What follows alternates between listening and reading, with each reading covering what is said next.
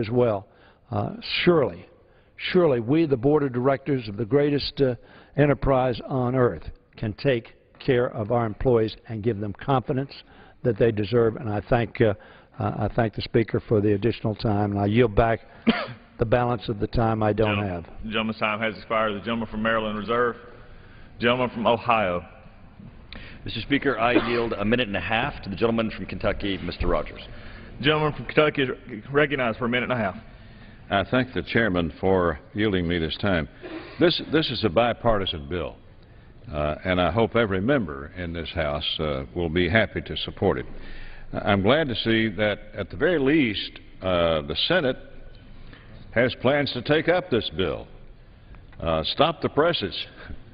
The Senate's going to take up a bill, even if they won't consider most of our other bills. And as we wait for the Senate to come to the negotiating table on shutting the shutdown down, our federal workforce should not wait to find out whether or not they'll be paid. This bill will provide back pay for those workers who've been furloughed in a fair, full, and timely manner after the shutdown ends.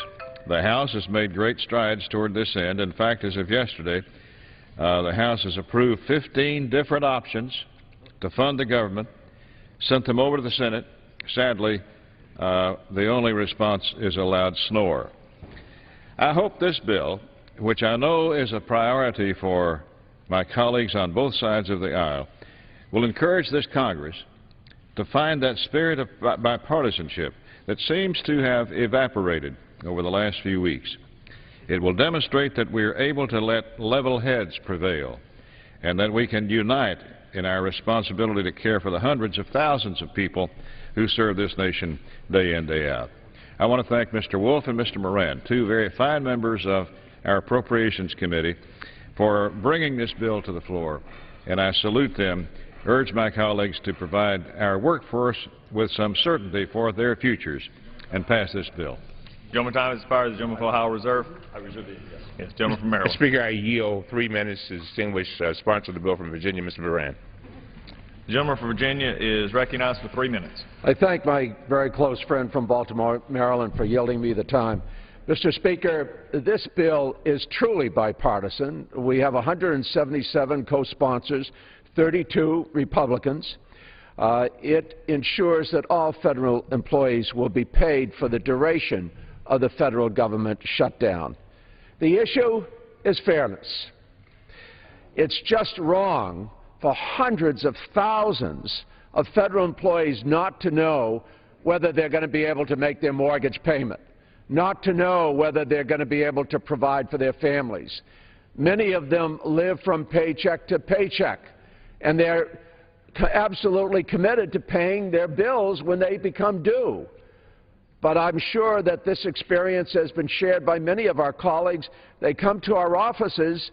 In fact, just 2 days ago, a woman came in and she started to, kind of matter-of-factly explain the financial situation she had. Then she just broke down sobbing. I don't know how I can provide for my children if I don't get my paycheck. It wasn't through her fault. She didn't do anything wrong. It wasn't through any kind of performance. She's a hard-working employee. She's got commendations. But we decided, because we haven't been able to fix the budget situation, that we're going to allow this government to shut down. And so she's collateral damage. It's wrong. 800,000 people are suffering. This would relieve their anxiety. That's why it's a simple matter of fairness, Mr. Speaker. Now, of course, on this side of the aisle, we feel strongly if we could just bring up a simple appropriations bill today, tomorrow, it would pass, because there are enough Republicans that want to do that, combined with virtually all of the Democrats. But whether that happens or not, when it happens, this bill does need to happen. Now, it should be borne in mind, keeping these individuals at home is costing us about $300 million a day in lost productivity. Hundreds of federal workers have come to our offices asking us to do this, asking us, more importantly, to let them go back to their work. They're dedicated to their jobs. And so that's the underlying message. Let them get back to work. But in the meantime, let's get this passed. And let's bear in mind that this bill is introduced in a context that over the last 4 years, the Congress has frozen federal employees' pay. We've cut their pension benefits, and we furloughed thousands as a result of the sequester. The cumulative impact actually of these punitive measures will cost each federal employee an average of $50,000 over the budgeted period. I don't think that's fair. It's not right to punish a workforce of civil servants for whom we are the Board of Directors. So we're responsible for this. Let's do the right thing. Let's get a unanimous vote for this bill simply because it is the right thing to do. Thank you, Mr. Speaker. Gentleman's time's expired. Chair recognizes the gentleman from Ohio. Mr. Speaker, I yield 2 minutes to the gentleman from Utah, Mr. Bishop. Gentleman's recognized. Mr. Speaker, last summer, thousands of civilian defense workers were furloughed in violation of the law as the administration decided to spread the pain for political purposes. In July, the House passed the Defense Appropriations Bill to fund the military, including those illegally furloughed employees, by 315 votes in an intensely bipartisan effort. And yet, since July, the Majority Leader has yet to bring that bill to a vote in the Senate. This week, we passed a law to fund our military, although the administration attorneys are still arguing over what the word support means, and I commend the Department of Defense in their efforts to overcome this roadblock and get people back to work. But because of these examples, it is imperative that all federal employees are guaranteed they will receive the back pay that is due them. This will not cost the government extra. There is precedent. It is logical. Yes, our goal should be to start the government working. But as we are looking within 2 weeks of this period of time of a debt ceiling, the issue of sequestration, entitlement reform, a Senate that continues to demand we spend an extra $60 billion we don't have, and Obamacare, it is clear that the strategies of the past don't work. Senator Reid's position of it's my way or nothing has won. We have nothing. And we will continue to have nothing until something new breaks this logjam. If the Senate were to engage in legitimate talks with real negotiations, that could break this logjam. So it is clear the Senate's attitude is the key to ending the shutdown. But until that happens, it is significant that all federal employees know that they will receive their funds and they will not become innocent victims of the Senate's attitude of belligerence. I yield back. Gentleman yields back. Chair now recognizes the gentleman from Maryland. Mr. Speaker, I yield 2 minutes to a member of the committee and from Massachusetts, Mr. Lynch. Gentleman from Massachusetts is recognized for 2 minutes. Thank you, Mr. Speaker, and I thank the gentleman for yielding. I also want to thank Mr. Moran for his leadership and Mr. Wolf as the lead sponsors of this bill, along with Mr. Cummings, Mr. Conley, Mr. Turner, Mr. Rogers, and Mr. Whitman. I know there are a lot of staffs as well that have been working hard on this bill. Mr. Speaker, as ranking member of the Federal Workforce Subcommittee, I rise in strong support of H.R. 3223, the Federal Employee Retroactive Pay Fairness Act. This bipartisan legislation will ensure that our more than 800,000 federal workers who have been furloughed since October 1st will receive full back pay for the duration of the government shutdown. This legislation recognizes that our middle-income federal employees are totally committed to serving the American people. And to their great credit, our public servants have remained ready, willing, and able to perform their duties, even in the face of mandatory increases in their retirement costs, sequestration, related furloughs, and as they face the likelihood of their 4th consecutive year of pay freeze imposed by this Congress. Given that these furloughed employees have already carried a huge burden of the working towards deficit reduction, it would be unjust to expect them to bear the additional cost and uncertainty of a shutdown engineered by one extreme faction within the Republican Party. Not all, but one extreme faction within that group, who are intent on disrupting government operations for the sake of political brinksmanship. I'd also note that these furloughed federal employees nevertheless perform mission-critical agency functions. Among these employees who have been sent home by the shutdown are federal aviation safety monitors, Department of Defense military technicians, disease surveillance personnel at the Center for Disease Control, and also food and safety inspectors at the FDA, as well as NIH researchers who are engaged in experimental clinical trials that are life and death matters for some. So it's therefore imperative that we also pass clean continuing resolutions so that these federal workers can immediately return to their post. I thank Mr. Moran and Mr. Wolf and Mr. Cummings for their great work, and I yield back the balance of my time. Thank you. Gentleman's time expired. Chair recognizes the gentleman from Ohio. Mr. Speaker, I yield 2 minutes to the gentleman from Virginia, Mr. Whitman. Chair recognizes the gentleman from Virginia. Thank you, Mr. Speaker. And I, too, would like to recognize Mr. Wolf and Mr. Moran for their leadership in bringing this forward and for the leadership on both sides of the aisle. This is absolutely necessary, and I rise today in strong support of the Federal Employee Retroactive Pay Fairness Act, and I'm proud to be part of the group, a bipartisan group of co-sponsors, to make sure that this was something that got done and is being done in the best interest of our great federal workforce. This bill should really be called the Pay Certainty Act because that's exactly what it does. It provides certainty for our federal employees who, through no fault of their own, were told that they were not allowed to come to work effective October 1. Our nation's dedicated civil servants have already been asked to shoulder the burden of numerous efforts to reduce government spending. And we all know that it is a shared sacrifice, but they don't expect to do it alone. And I've talked to many federal employees who are willing to do their part, but like everyone else, as I said, they don't expect to shoulder these cuts alone. These furloughs have had devastating impacts on people's lives, on the doctors and nurses at veterans hospitals who are responsible for taking care of the men and women who have faithfully served our nation, on the law enforcement officers running down leads on terrorist threats and protecting our homeland, on the firefighters stationed at military installations around the globe, on our Capitol Police who protect your Congress and Capitol, and on the multitudes of other federal employees who do a great job serving their nation day in and day out. The only thing that they want is the ability to serve, and they have all done that in the greatest way possible. And for that, they have my deepest gratitude and sincere thanks, and I know the deepest gratitude and sincere thanks from all members of this body. We deeply appreciate what they do for our nation, and I urge my colleagues to support this legislation and to work together to get the work of the nation done. Mr. Speaker, with that, I yield back the balance of my time. Gentleman yields back the balance of his time. Chair recognizes the gentleman from Maryland. Thank you very much, Mr. Speaker. I yield 2 minutes to the ranking member of our Government Ops Subcommittee, Mr. Connolly of Virginia.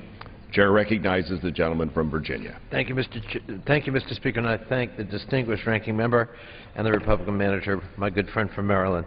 Mr. Speaker, it's been an Orwellian week in which black is white and white is black. We've got members who vote for the shutdown who appeared surprised that that led to the closure of national parks, which didn't stop some of them from berating park federal employees from enforcing the shutdown. We have other members in this Orwellian week saying that the shutdown is all about respect and we got to get something out of this. We just don't know what it is. So finally, a moment of decency. Finally, we turn to the men and women who serve our country, 800,000 federal employees who are furloughed, and we do something decent for them. We alleviate the angst of whether there'll be that paycheck whenever we get around to reopening the government.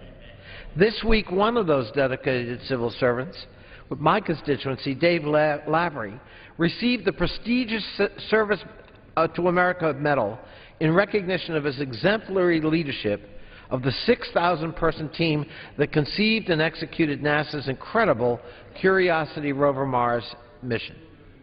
America's unbelievably fortunate to have this kind of talent and passionate federal worker like Dave Lavery, whose public service should be celebrated, appreciated, and, yes, compensated. On October 1, Dave was one of 17,600 NASA employees deemed non-essential and was furloughed. The irony was that Dave had to consult the ethics office of NASA to see if he could go to his own award ceremony because of his non-essential furloughed status. That's what we're reduced to. So today's bill at least redresses one wrong in this otherwise Orwellian exercise called the federal shutdown. I yield back. I thank my colleague.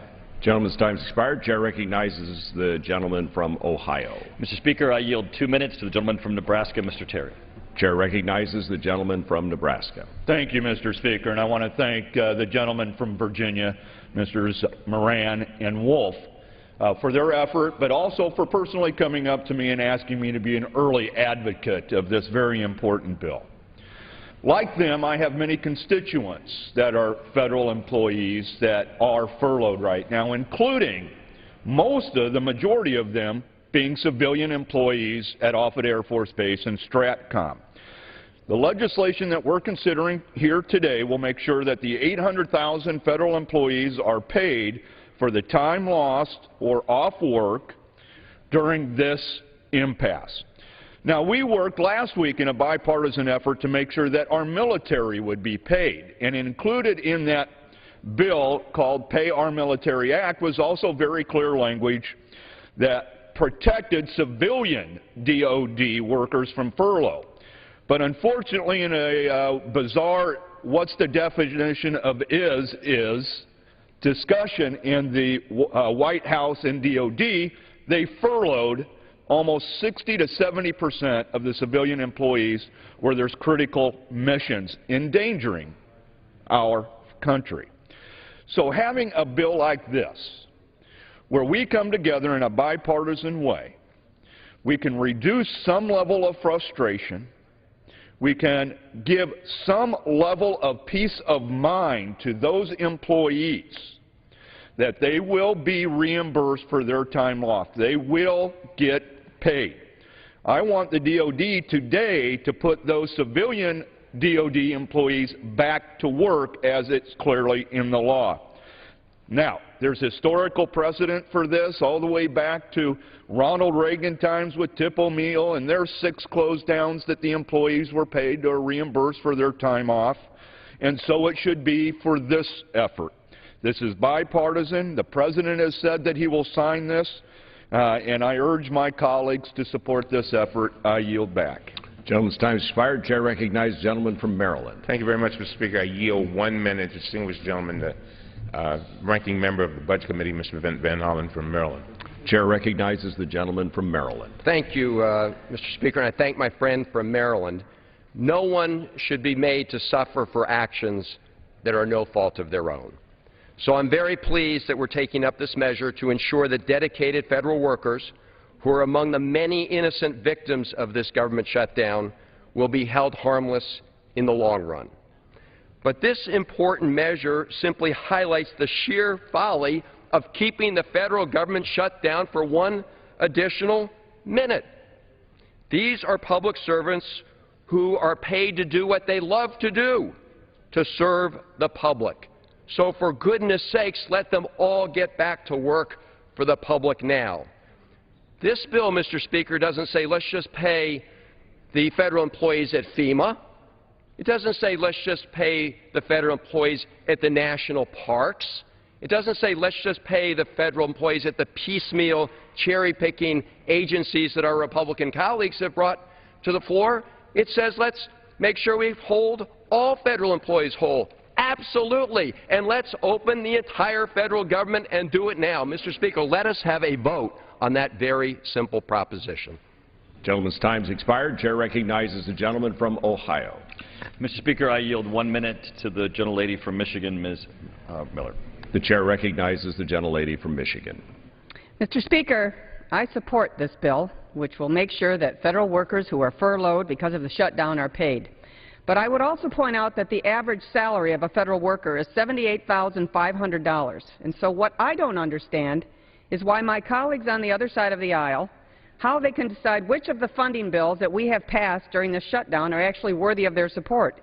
Because this week they said no to opening up our national memorials or opening up our national parks like Yellowstone or the Grand Canyon, but they're saying yes to paying federal workers, no to veterans benefits, but yes to paying federal workers, no to women and babies on food assistance, no to children with cancer treatments, but yes to paying federal workers, no to the National Guard and Reserve, but yes to other federal workers. Clearly, it is time for both sides, Mr. Speaker, to sit down in a conference to negotiate a compromise in a bipartisan manner and to end this shutdown. I yield back. Gentlelady yields back. Chair recognizes the gentleman from Maryland. Mr. Speaker, I would say that we on this side of the aisle said yes to opening the entire government. And with that, I yield to my distinguished colleague, Mr. Kilmer from Washington, 45 seconds. Chair recognizes the gentleman from Washington. Thank you, Mr. Speaker. I rise to strongly support this bill. For the last few years, federal workers have borne the brunt of Congress's failure to deal with its long-term budget issues, going 3 years without a cost-of-living adjustment, facing furloughs from sequestration, and now the uncertainty of further reductions in pay because of the shutdown. Enough is enough. This shutdown is having a big impact, not just on DoD workers and park workers and VA workers and others facing furloughs, but on our entire community.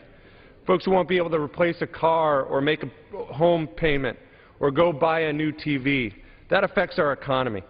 That's why I support this bill, and it's also why I'm introducing legislation to provide back pay to workers to compensate them for sequestration-related furloughs as well.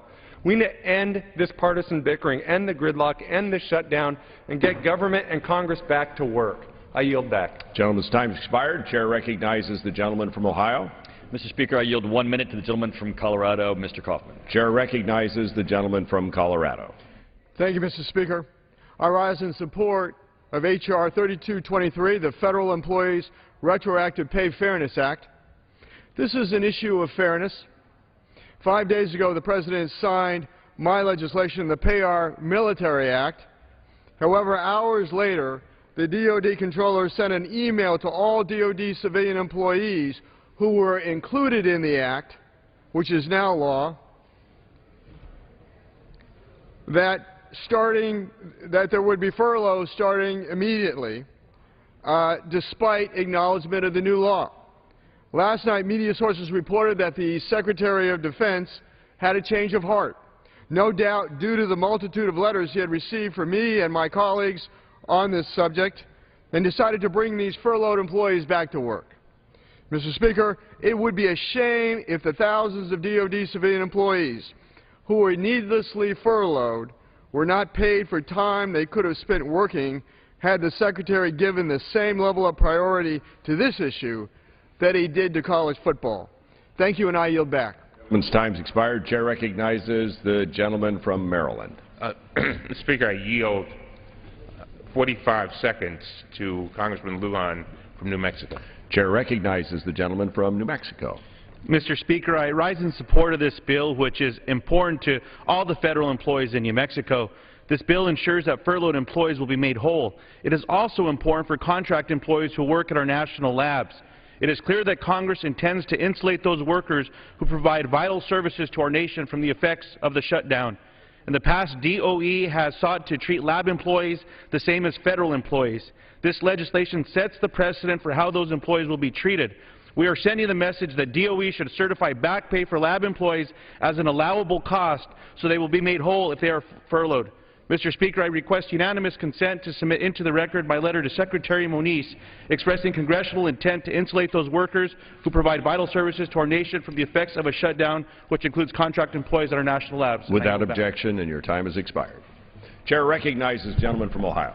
Mr. Speaker, I yield 2 minutes to the gentleman from Illinois. Chair recognizes the gentleman from Illinois. Thank you, Mr. Speaker. I'm pleased to see that once again this Chamber is moving forward with yet another bill to fund our government. Today we're ensuring that all federal employees are paid so their families are not harmed during this time. I know how these families feel because I was a federal employee for 16 years. I'm also proud to represent Scott Air Force Base in the Metro East area of Illinois. Whether they are active duty, civilian, reserve, guard, or retired, we must take care of our military. The House has already acted to ensure that these men and women are paid, but unfortunately, this administration has chosen needlessly to furlough workers. Today, I stand with these hardworking men and women, and I also stand against this administration who always seems to find a way to make situations like this as painful as possible. We have been told to make things difficult for people as much as we can, said a park ranger this week to reporters. I had a similar experience a few months ago with an airport in my district that was at risk of losing their control tower. even though we told the administration how they could shift the money around. To solve this problem, Mr. Speaker, we had to stand on this floor and pass a bill, and now that tower remains open. Congress had to pass a bill and has to pass a bill now to stop this behavior, and I am offended by the punitive behavior of this White House then and today. Mr. Speaker, I stand with all military personnel, and I yield back the balance of my time. Gentleman yields back the balance of time. Chair recognizes gentleman from Maryland. Speaker, I yield 45 seconds to Mr. Hinojosa, Chairman of the Congressional Hispanic Caucus. 45 seconds. Chair recognizes the gentleman from Texas. Thank you, Mr. Speaker. I rise in support of the bipartisan bill H.R. 3223, the Federal Employee Retroactive Pay Fairness Act. Today is the 5th day of the government shutdown. 87% of Americans expressed in a political poll unhappiness with the direction of Washington with this shutdown.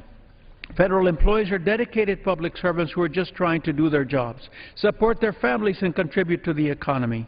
They did not ask to be furloughed, and they had no time to plan financially for this crisis brought on by the stubbornness of the Republican Party. It seems to me that by supporting this bill, we are not trying to give them a paid vacation.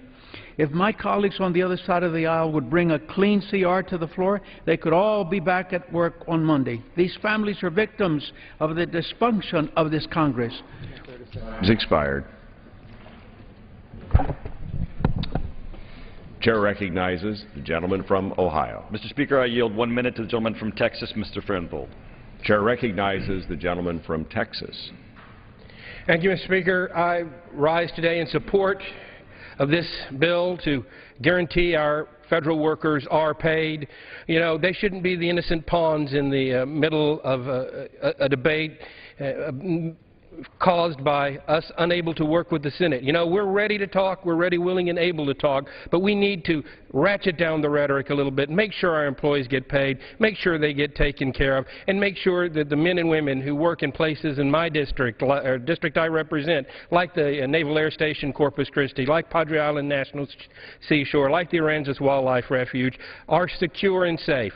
We need to get this done. The Republicans are trying to lessen the impact of this, passing bill after bill. We've passed something to even to fund the entire government, including most of Obamacare, with the exception of the individual mandate. We're ready, willing, and able to negotiate, and I call on the Senate to come over and talk to us so we can get this done. I yield back. Gentleman yields back. Chair recognizes the gentleman from Maryland. I remind the gentleman we can get it done today. We want to open up the entire government today. With that, Mr. Speaker, I yield to my colleague from Maryland, Congresswoman Edwards, 45 seconds. Chair recognizes the Congresswoman from Maryland. Mr. Speaker, I ask unanimous consent to revise and extend my remarks. Without objection. Thank you, Mr. Speaker, and thank you to my colleagues. I rise in support of H.R. 3223, and I speak in support of Tracy in Laurel, who lives in my district, who works at HHS, and she helps her mom out every month with her federal salary. And Christopher and his wife, both of whom work at the Department of Homeland Security, live in Millersville, and they are both on furlough. And Deanie, who's a single parent in Oxon Hill, and she's already been furloughed this summer and suffers mightily. And so, Mr. Speaker, I think this is the right thing to do, but let's keep in mind that the longer we stay out, meeting the day-to-day needs of our federal workforce is really tough, and some of these people will really struggle even if they are guaranteed retroactive pay. It's time for us to get the entire government back to work, and thank you, and I yield. Chair recognizes the gentleman from Ohio. Mr. Speaker, I yield 1 minute to the gentleman from Pennsylvania, Mr. Rothfuss. Chair recognizes the gentleman from Pennsylvania. Without objection. This morning I rise in strong support of the Federal Employee Retroactive Pay Fairness Act. Federal workers from western Pennsylvania have reached out to my office. They are concerned about the impact of this shutdown on their family budgets. These workers serve their fellow citizens. We recognize and thank them for that service. The bill will retroactively pay federal employees furloughed during the government shutdown. Federal workers in western Pennsylvania and around the nation should not be punished for the Senate's refusal to come to the table and negotiate an end to the shutdown. I urge my Republican and Democrat colleagues to pass this bill.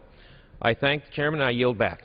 Yields back the balance of his time. Chair recognizes the gentleman from Maryland. Mr. Speaker, may I inquire as to how much time we have, both sides? Gentleman from Maryland has 1 minute remaining. The gentleman from Ohio has 3 minutes remaining. I yield 15 seconds to the gentleman from North Carolina, Mr. Butterfield. Thank you very much. Chair recognizes the gentleman from North Carolina. Thank you, Mr. Cummings, for yielding. You know, Mr. Speaker, I was walking on the floor moments ago, and my colleague on the other side said that this failure to pass a CR was punitive behavior of this White House. I cannot allow that to go unanswered. The fact is that there are 260 votes right now in this chamber to pass a clean CR today. Gentleman's time has expired. Chair recognizes the gentleman from Ohio. I reserve the balance of our time. Gentleman reserves the balance of his time. Chair recognizes the gentleman from Maryland. Mr. Speaker, may I inquire as to whether the gentleman has additional speakers? We do not. Very well. Then we'll close. Mr. Speaker, I yield myself my 45 seconds. Chair recognizes the gentleman from Maryland. Mr. Chairman, Mr. Speaker, it is critical that the House pass H.R. 3223 to ensure that our dedicated federal employees are made whole and receive back pay once this shutdown comes to an end. Federal employees have been the subject of relentless attacks on their pay and benefits over the last 3 years. This bill is the least we should do. Our hard-working public servants should not become collateral damage in the political games and ideological wars that the Republicans are waging. And I would hope that we would have a unanimous vote, because there are so many people that are living from paycheck to paycheck, and they need our vote. And I would suggest that we open up the government, the entire government, so that all of our employees can get back to work. With that, I yield back. Gentleman yields back the balance of his time. The chair now recognizes the gentleman from Ohio. Mr. Speaker, the other side of the aisle would have us believe that this shutdown is somehow a Republican-engineered shutdown. They would have you believe that the government only shuts down with Republican leadership, and we know that that's not the case. The government shuts down when there's a failure of the democratic process to work and parties to negotiate in good faith and the deliberative process of democracy to move forward. The President has absolutely shut that down with his refusal to negotiate. Now, the government shut down when Mr. Reagan was in the White House. Under President Reagan, the Democrat-controlled Congress shut the government down a total of 8 times for 14 days. So Democrat-controlled Congress actually shut the government down under Reagan for longer than it has been shut down now. And again, under Mr. Clinton, of course, the House also shut the government down. And in each of those instances, there was something different than what's now, and that is that there were negotiations going on. President Reagan was negotiating with the House and the Senate. President Clinton was negotiating with the House and Senate. But this president says absolutely no negotiations. Now, this president will negotiate with Syria. He'll negotiate with Iran. He'll even have secret negotiations with Russia and seek secret deals. But he will not negotiate with the legislature. Now, what won't he negotiate over? He won't negotiate over the debt limit. He wants to take the country from $17 trillion to $19 trillion in debt. No negotiations. He won't negotiate on his sequestration. In my community, there were 12,000 people that were furloughed. The president will not negotiate on his sequester. The president will not negotiate on funding the government. We have sent countless bills over to the Senate that would reopen the national parks, that would fund the veterans, that would allow the Washington, D.C. to spend its own funds. And Harry Reid heartlessly has said in response to these bills that would provide needed services, why would we do that? But we know that the president is playing politics because this House and the Senate passed Pay Our Military Act. It was signed by the President of the United States. I have 2 letters I'd like entered into the record to Secretary Hagel and to the President questioning why he would have furloughed 400,000 DOD workers when he had signed the Pay Our Military Act. 8,700 workers in my community were furloughed. Now, how do we know that they were playing politics? By letting the Department of Defense employees go, even though the President had full authority to fund them?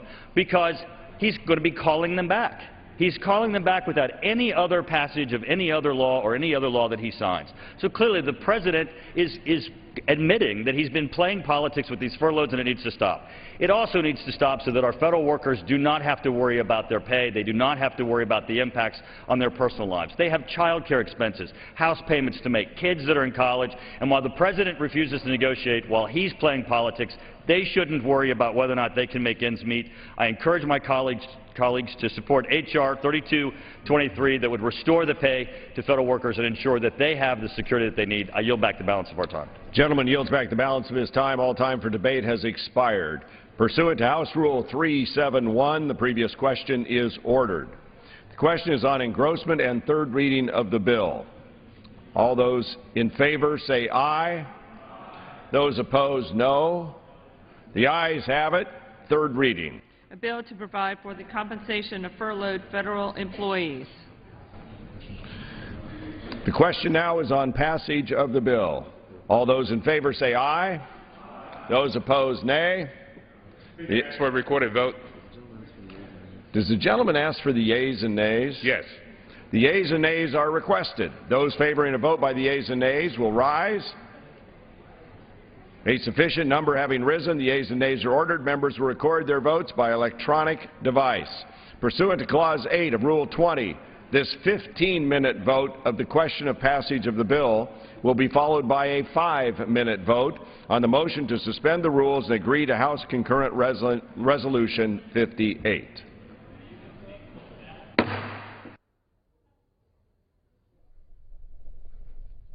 And this is, of course, 15-minute vote, as we just heard, talking about the action here on the floor today. And this deals with retroactive pay for those who have been furloughed from the federal government because of the government shutdown. Of course, this is day 5 of that government shutdown.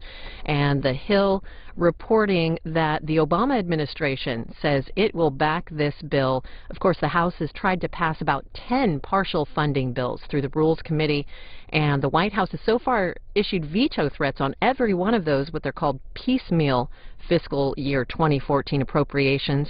But the Federal Employee Retroactive Pay Fairness Act is different in that it doesn't fund any of the government agencies that are presently shuttered.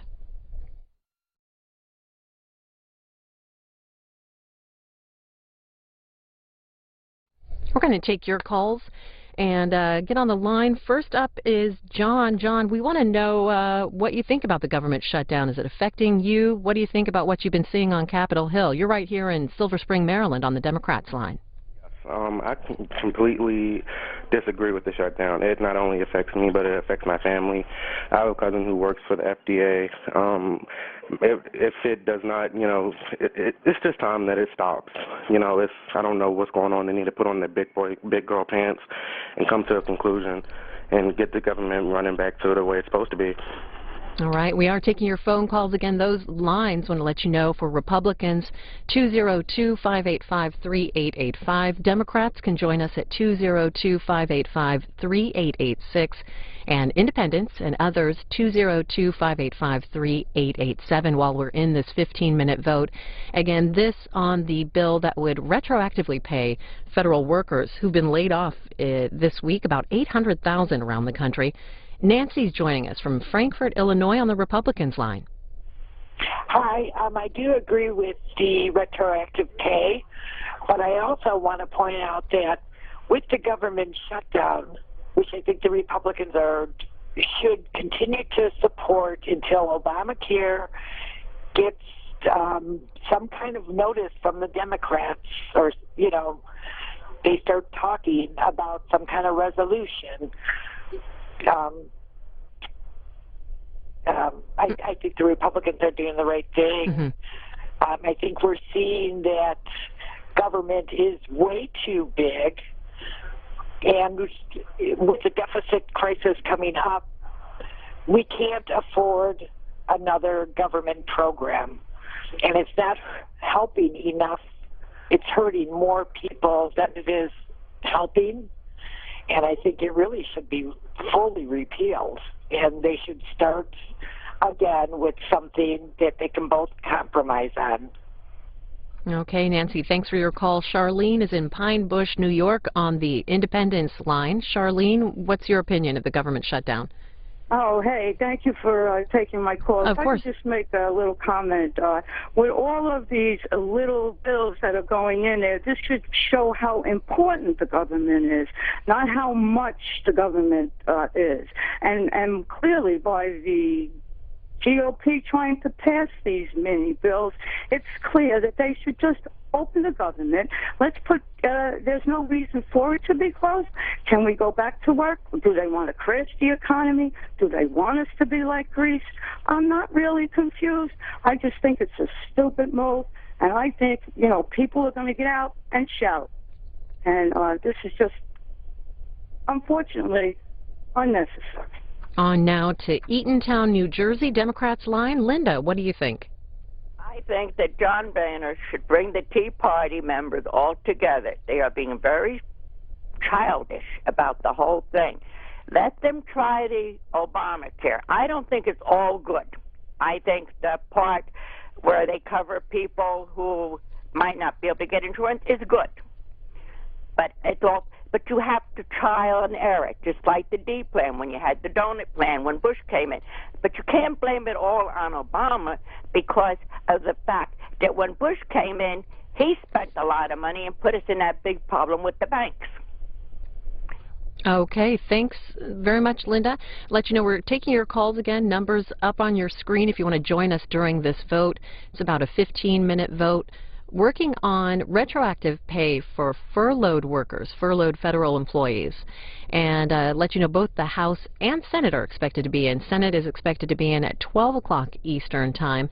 And the Associated Press reports the House has been working on this measure, retroactive pay for the workers furloughed during the shutdown. Lawmakers expected to finish with the votes today and be off tomorrow. Let's check in with Erica in Hollywood, Florida on the Republicans line. Erica, the government shutdown, day 5. Yes, I just wanted to comment that most people think, they passed the Military Act. However, what they don't know is if you go to the website for the Department of Finance and Account Services for the DOD, is that there's a statement there saying that they're not paying the active military because the DOD doesn't have the authority to pay them at this time and point, moving on from September 30th. So then there is a chance that the military will not get paid because they're stating that they don't have the authority to pay active military. Okay. And Al is on the line, Spring City, Utah. Al, go ahead. Yeah, I'm really concerned about where the Democratic Party has gone. Since the progressives have gotten involved, they've kind of been the overlords of the old Democratic Party. The old Democratic Party of my grandparents used to believe in the Constitution and the Bill of Rights. They were still Americans. These progressives, their agenda is to fundamentally change our country. We are fundamentally a republic with a Constitution and a Bill of Rights, which cannot coexist under our current flag with any other type of government. So in order for our government to fundamentally change, the progressives first must kill our republic, our Constitution, and our Bill of Rights before they can fundamentally replace it with anything. I wish that C-SPAN would put a fourth designation on their screen: Republican, Democratic, other, and progressive. It's a dangerous thing when the party split in the late 60s, where Bill Ayers and his group decided to blow everything up, and the other half wanted to change from within. Well, now Bill Ayers is teaching our kids in college, and the Progressive Party is in power, and they're doing the changes that they want to do to fundamentally destroy our republic. All right, Al, going to get to a few more phone calls here. Christy's in Fredericksburg, Virginia, on the Democrats line. Christy, the government shutdown, what do you think? And what do you think about what you've been seeing on Capitol Hill? I am really just outraged as an American citizen. I think that the members of Congress are not representing the American people the way they should. They're not doing their job. There's so many of us. I'm a DOD worker, and this is our second time being furloughed. They're not considering the impact that this is going to have on our economy long term, that they need to stop behaving childish and get this bill passed and open the government back up so that we as federal employees can do our job and so that we can try to maintain our economy at the level it is. Stop playing the blame game. Enough is enough. Do your job. And Christy, how is it affecting you just on a daily basis in your family? On a daily basis, I'm losing my income because I'm a single person. And so it's impacted me heavily because this is my second furlough. I lost 20% of my income this summer, And this is ongoing. It makes it very stressful, and bill payers do not want to hear that you cannot make your bills. Right, right. And again, taking your calls, the number's up on your screen. Republicans, join us at 202-585-3885. Democrats, 202-585-3886. And independents and others, 202-585-3887. You can also go ahead online to our Facebook page. That's facebook.com/cspan. We have a poll question up. How much has the government shutdown affected you? A lot, a little, not at all? And you can also weigh in, see what other people are saying there. And then you can also send us a tweet and use the hashtag C-SPAN chat. We do have a tweet from a Congresswoman, Vicky Hartzler from Missouri. She says Democrats will vote to support federal bureaucrats but not pediatric cancer research, talking about this retroactive pay bill. And then Congressman Tim Huelskamp, he weighed in on another issue that they debated earlier in the House. This was about the chaplains for the military. He says religious liberty of those serving in our military must not be suspended simply to create political and personal pain. And then another tweet coming from Lisa Mascaro, who covers Congress for the LA Times and for the Tribune, says at least the congressman ducking into Starbucks just now looked as exhausted as everyone else on the Hill. So a look at the ground here in Washington, D.C. Debbie's joining us, Cave Junction, Oregon, on the Republicans line. Yes, good morning. Hi, Debbie. Hi, Debbie. First off, I just wanted to say I'm retired military, and I also used to work for the state of Oregon. When I worked for the state, we were furloughed 14 days without pay. So I don't really want to hear about how the federal employees are boo-hooing about losing 2 or 3 days last summer and not getting paid during the shutdown. We went through 14 days for 3 years in a row. So I know what that's about. But what I'm really upset about is the threat to the military chaplains. This administration is doing something that no president has ever done before. They're violating people's constitutional rights with threat of a fine, imprisonment, going to jail, whatever. It's a violation of their rights. And that alone should be an impeachable offense.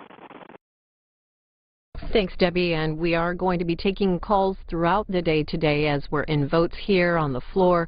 I want to hear what you think about the government shutdown. Of course, today, again, working on the retroactive pay for federal furloughed workers, and also they worked earlier and debated a bill that would make sure that military service people have chaplains attending to them. And the Associated Press reports that House Republicans appear to be shifting their demands, kind of on a broader look here. Less insistence on defunding the health care law, more focus on the future fights that are coming up, including that debt ceiling, raising the debt ceiling, reducing federal benefit programs, and future deficits. Again, that from the AP. We're going to take a look now at what happened a little bit earlier today here on the floor. We heard from Lee Terry, Republican of Nebraska, and Chris Van Hollen, a Democrat from Maryland, and he's also the ranking member on the Budget Committee. We'll take a look and see what their remarks were from the House floor earlier as we're in this 15-minute vote. I have many constituents that are federal employees that are furloughed right now, including the majority of them being civilian employees at Offutt Air Force Base and STRATCOM. The legislation that we're considering here today will make sure that the 800,000 federal employees are paid for the time lost or off work during this impasse. Now, we worked last week in a bipartisan effort to make sure that our military would be paid, and included in that bill called Pay Our Military Act was also very clear language that protected civilian DOD workers from furlough. But unfortunately, in a bizarre what's the definition of is discussion in the White House and DOD, they furloughed almost 60 to 70% of the civilian employees where there's critical missions endangering our country. So having a bill like this, where we come together in a bipartisan way, we can reduce some level of frustration, we can give some level of peace of mind to those employees that they will be reimbursed for their time off. They will get paid. I want the DOD today to put those civilian DOD employees back to work as it's clearly in the law. Now, there's historical precedent for this all the way back to Ronald Reagan times with Tip O'Neill, and there's 6 close downs that the employees were paid or reimbursed for their time off, and so it should be for this effort. This is bipartisan. The President has said that he will sign this, and I urge my colleagues to support this effort. I yield back. Gentleman's time has expired. Chair recognizes the gentleman from Maryland. Thank you very much, Mr. Speaker. I yield 1 minute. Distinguished gentleman, the ranking member of the Budget Committee, Mr. Van Hollen from Maryland. Chair recognizes the gentleman from Maryland. Thank you, Mr. Speaker, and I thank my friend from Maryland. No one should be made to suffer for actions that are no fault of their own. So I'm very pleased that we're taking up this measure to ensure that dedicated federal workers who are among the many innocent victims of this government shutdown will be held harmless in the long run. But this important measure simply highlights the sheer folly of keeping the federal government shut down for 1 additional minute. These are public servants who are paid to do what they love to do, to serve the public. So for goodness sakes, let them all get back to work for the public now. This bill, Mr. Speaker, doesn't say let's just pay the federal employees at FEMA. It doesn't say let's just pay the federal employees at the national parks. It doesn't say let's just pay the federal employees at the piecemeal, cherry-picking agencies that our Republican colleagues have brought to the floor. It says let's make sure we hold all federal employees whole. Absolutely. And let's open the entire federal government and do it now. Mr. Speaker, let us have a vote on that very simple proposition. Now, it's a look at some of what happened earlier, remarks from the Democrat from Maryland there, and also Republican from Nebraska. We're in a vote here. This vote on the retroactive pay for furloughed federal workers. And again, kind of winding down here in the vote, but we are going to continue to take your phone calls, and we'll put the numbers up on the screen, but want to get to Dolores in Lancaster, Pennsylvania. Been waiting for a while there on the line. Thanks a lot. And you're on the Republican line. Go ahead. Thank you.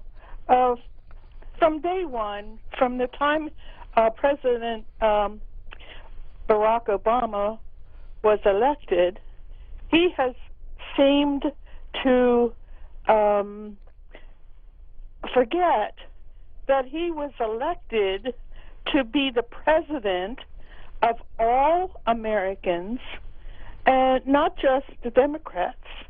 He has consistently talked down the Republican Party in every chance that he gets. He has never, ever declined to not put them in a negative light. So therefore, if he was elected as the president of the Republicans and the Democrats, why doesn't he use his power now to call the Democrats back from their little vacation they took for themselves at a very critical time such as this? Well, and Dolores, we are going to be, the Senate will be coming in later today, 12 noon. The House, of course, working on a couple of votes today here. It looks like this one wrapping up. And speaking of bipartisanship, this is one area where it looks like Republicans and Democrats have come to a bipartisan agreement, voting mostly yay on the passage of this retroactive pay for furloughed federal workers. The White House also says it's been issuing veto threats on every one of the piecemeal bills that we've seen the House try to put forward, but on this Federal Employee Retroactive Pay Fairness Act, it's different. The White House says, and President Obama says, he will not veto this because it doesn't fund any government agencies that are presently shuttered. It just simply pays people who have been off and forced to be off during this time. Of course, this being day 5 of the shutdown. We're going to check in with Vicki in Dayton, Ohio on the Independence line. Hi, Vicki. Hi, how are you? Good. I would just like to comment on C-SPAN itself. Whenever there's something critical going on in the government, I turn to C-SPAN because I get an unedited view of what's going on. I've been watching events in the House and the Senate this week. In fact, I have it on right now.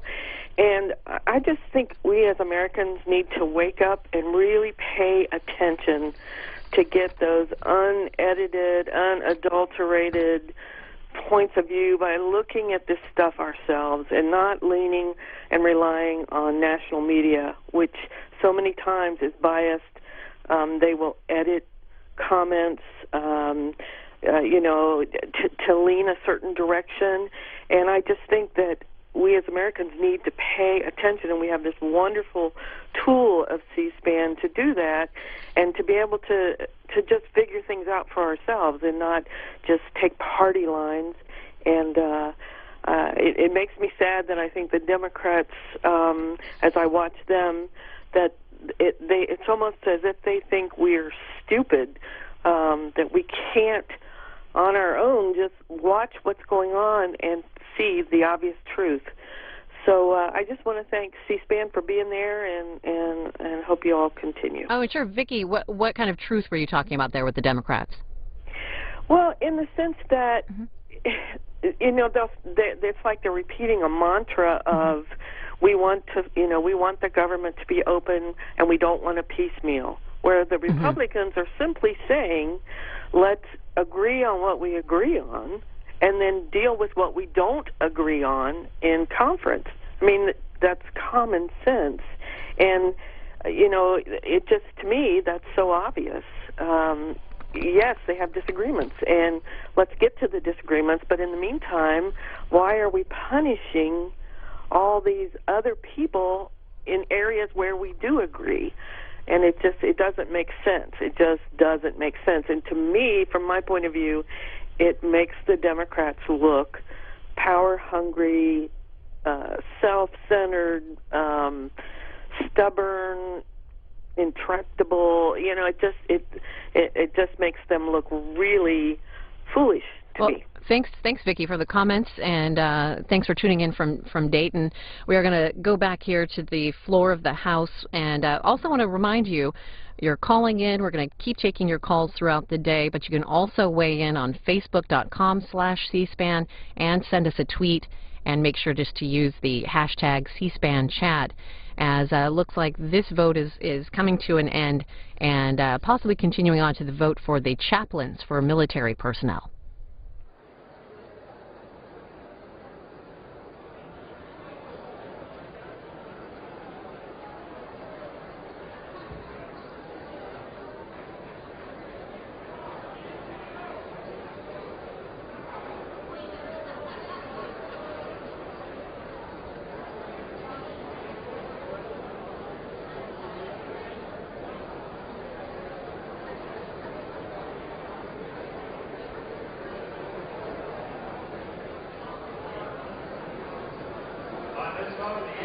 .407, the nays are 0. The bill is passed without objection. The motion to reconsider is laid upon the table. The unfinished business is the vote on the motion of the gentleman from South Carolina, Mr. Wilson, to suspend the rules and agree to House Concurrent Resolution 58, on which the ayes and nays were ordered. The clerk will report the title of the concurrent resolution. House Concurrent Resolution 58. Concurrent resolution expressing the sense of Congress regarding the need for the continued availability of religious services to members of the armed forces and their families during a lapse in appropriations. The question is, will the House suspend the rules, agree to the concurrent resolution? Members will record their votes by electronic device. This is a 5-minute vote. and working on this resolution. It's an resolution to express the sense of Congress. It's the continued availability of religious services to the military, trying to deal with the fact that a lot of chaplains who serve the military are under contract, and right now, under the shutdown, they're not able to perform their services for the military.